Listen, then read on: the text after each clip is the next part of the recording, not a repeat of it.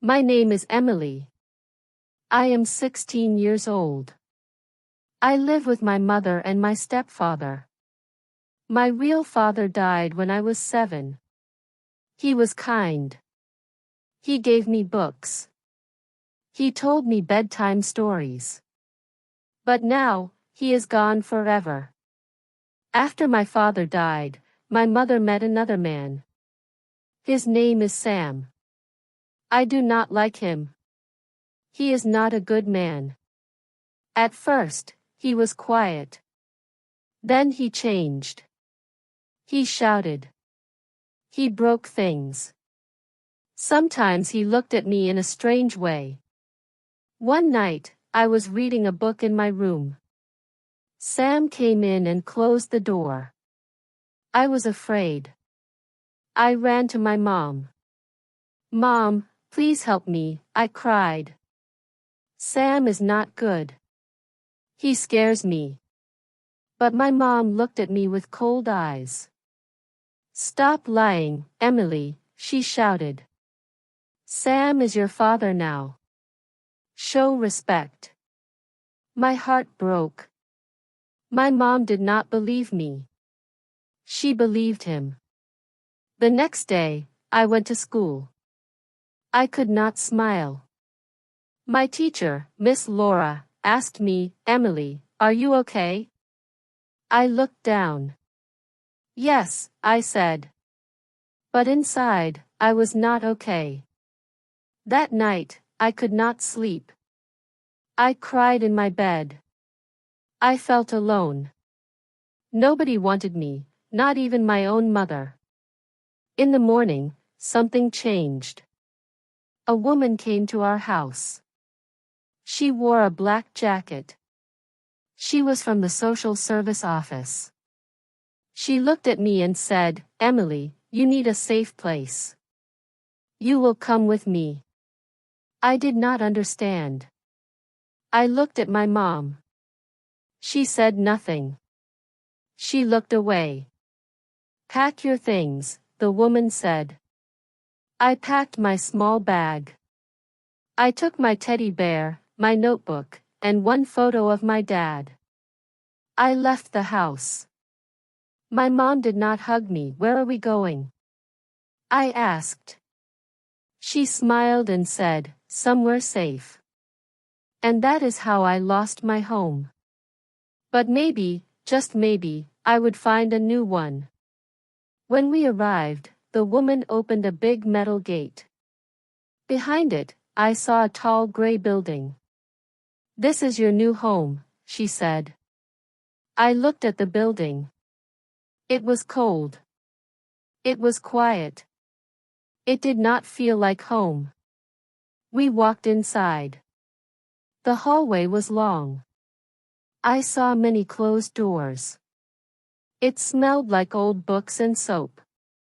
Some girls looked at me. They did not smile. Some were younger. Some were older. All of them had sad eyes like mine. The woman said, "This is a shelter. You will live here now. You will be safe here." She took me to a small room. There were 2 beds, 1 desk, and a small window. On the bed near the window, a girl was sitting. "This is your roommate. Her name is Lily," the woman said. The girl looked up. She had long black hair and quiet eyes. "Hi," I said. She nodded. "Hi." The woman left the room. The door closed. I sat on the bed. I held my teddy bear close. I felt cold. I felt scared. After a few minutes, Lily spoke. "Your first time here?" "Yes," I said. "Me too," she said. 3 days. "Do you miss home?" I asked. She looked at the wall. "No. My home was not good." "My home was not good too," I whispered. We were quiet. But in that silence, I felt something. Not friendship, not yet. But maybe hope. That night, I could not sleep. I cried quietly. I missed my bed. I missed my dad. I even missed my mom, though she didn't want me. Suddenly, I felt something warm. Lily gave me a blanket. "You are cold," she said. I looked at her. "Thank you." She nodded. I was cold too on my first night.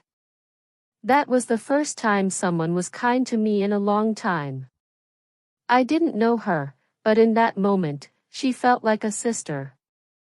And I thought, maybe this place is not home, but maybe I can heal here. Days passed in the shelter. I met more girls. Each girl had a story. Each girl had pain. There was Sarah. She was kind. She smiled a lot, but she never talked about her family. There was Maya. She was quiet but strong. She helped me with my homework. But sometimes, I felt very sad. I remembered my stepfather's voice. I remembered my mother's cold eyes. One day, I told Lily, "I feel lonely inside." She looked at me. "Me too." We sat together in the small garden. The sun was warm, the flowers were bright, but our hearts were heavy. Why did they leave us? I asked. Lily didn't answer. She just held my hand. That moment made me feel better. I learned something important. I am not alone. The girls in the shelter are like a family now.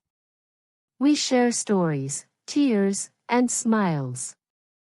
I still miss my real home, but I want to be strong.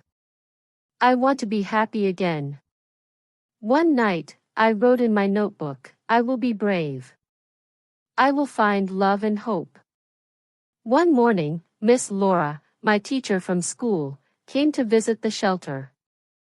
When I saw her, my eyes filled with tears. "Emily," she said softly, "I missed you." I ran to her and hugged her. She smelled like books and flowers, like before. "Are you okay here?" she asked. I nodded. "Yes. It's not home, but it's safe." Miss Laura smiled. "That's good. You are very brave." Later that day, she gave me a notebook with a red cover. "This is for writing," she said. "Write your heart." I picked up my pen and wrote, "Dear Dad, I miss you. I wish you were here. Mom doesn't love me anymore. She chose him. He hurt me. I was scared. But now I'm safe. There's a girl here named Lily. She's kind. She understands me. Sometimes I feel sad. Sometimes I feel strong. I remember your voice. You said, 'Emily, never be afraid to speak the truth.' I spoke the truth. No one believed me. But I'm still standing. Dad, I want to make you proud. I will be brave. I will be kind. I will be okay. Love, your little girl, Emily." I closed the notebook and hugged it. That night, I slept with a small smile. I felt my dad near me in my heart. And for the first time in a long time, I didn't cry. It was a cold morning. The sky was gray. The wind was strong. We were all sitting in the living room of the shelter when the doorbell rang. The worker called my name. "Emily, someone is here to see you." My heart stopped. "Who?" I asked. "Your mother," she said. I stood still. My legs felt weak. My hands were cold. Why now? Why is she here? I didn't want to see her. But I walked to the front room. She was there, my mom. She wore a long brown coat. Her hair was the same. Her eyes were tired. She looked at me. Emily, she said. I didn't answer. She took a step closer. I'm sorry. I looked down. You didn't believe me. I was scared, she said. I didn't want to lose him, but I lost you. Tears filled my eyes. You let him hurt me. I know, she whispered. I was wrong. She held out her hand. Can you forgive me? I wanted to scream. I wanted to cry. I wanted to run away. But I stood there, silent. Then I said, I don't know. Not today. She nodded. That's okay. I just wanted you to know I love you. I always did. I was just too blind to see. Then she left. I didn't cry. I didn't smile. But inside, something opened.